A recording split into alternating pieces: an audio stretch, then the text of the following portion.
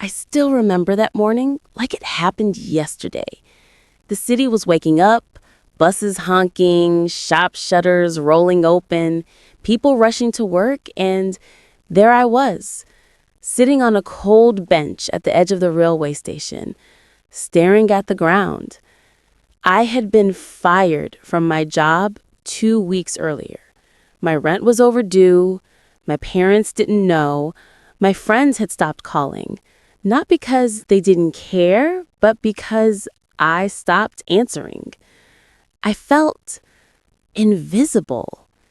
I hadn't eaten properly in 2 days. The little money I had left wasn't enough for a decent meal, and I was too proud to ask anyone for help. At that point, I didn't believe in miracles, kindness, or even myself anymore. That's when I met her. She couldn't have been more than 50, wearing a faded blue sari, balancing a basket of flowers on her head. Her hands were wrinkled, her clothes simple, but her eyes had a light that I hadn't seen in anyone for a long time. She stopped in front of me and smiled. "You look hungry, Beta," she said softly. I tried to smile back, but my voice cracked. "I'm fine." Without asking again, she took out 2 bananas from her basket and placed them on the bench next to me. "Eat, Beta. I sell flowers, but God gives me more than I need."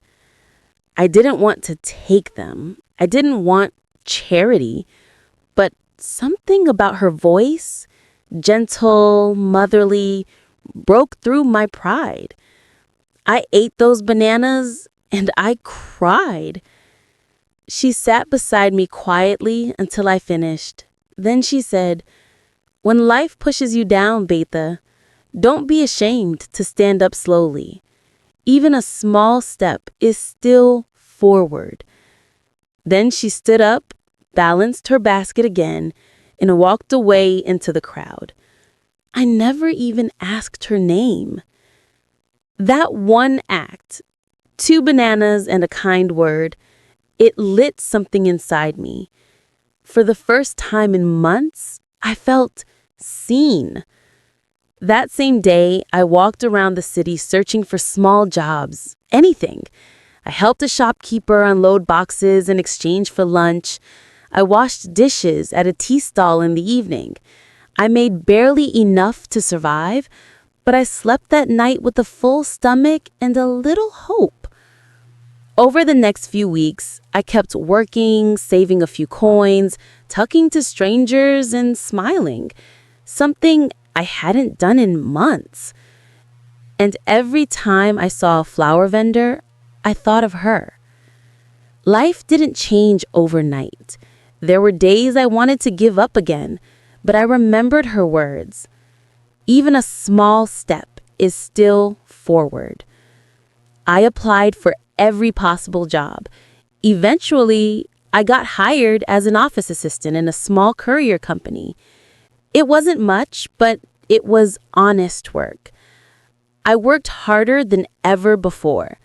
Not because I wanted money, but because I wanted to be worthy of the kindness I'd received. Years passed. I was promoted, then promoted again. I learned new skills, made friends, and built a new life. I rented a small apartment, helped my parents financially, and started volunteering at a local shelter on weekends. All because one woman decided to stop and share a simple meal. 10 years later, one morning while driving to work, I saw a familiar flower basket at a street corner. It was her, older now, her hair grayer, her hands trembling slightly, but those same kind eyes. I stopped the car and rushed to her. She looked at me confused. "Do you remember me?" I asked. She tilted her head. "You look familiar, Beta, but my memory isn't what it used to be." Tears filled my eyes. "You once gave me 2 bananas at the station when I had nothing. That day, you saved my life." She smiled slowly. "Ah, maybe God just wanted me to feed his child."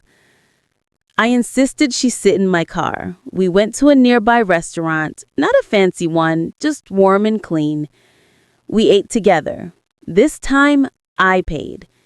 And when we finished, I gave her a small envelope with money. Not charity, but gratitude. She refused at first, but I told her, "Please, you once gave me hope when I had none. Let me carry your kindness forward." She finally accepted, and I could see peace in her eyes. That moment changed how I looked at life forever. I realized kindness is a chain, invisible but unbreakable.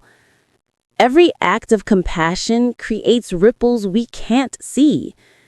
That woman's kindness saved me. My success helped others, and maybe the ones I helped will go on to help more. One act of kindness doesn't just change a life, it changes many.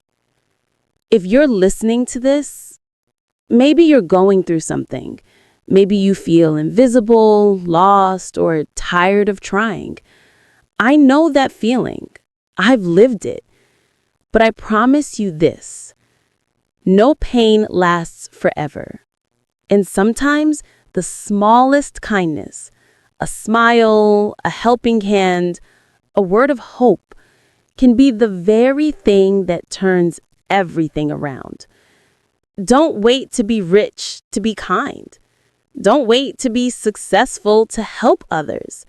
Be kind now, because one day someone will remember your kindness, just like I remember hers.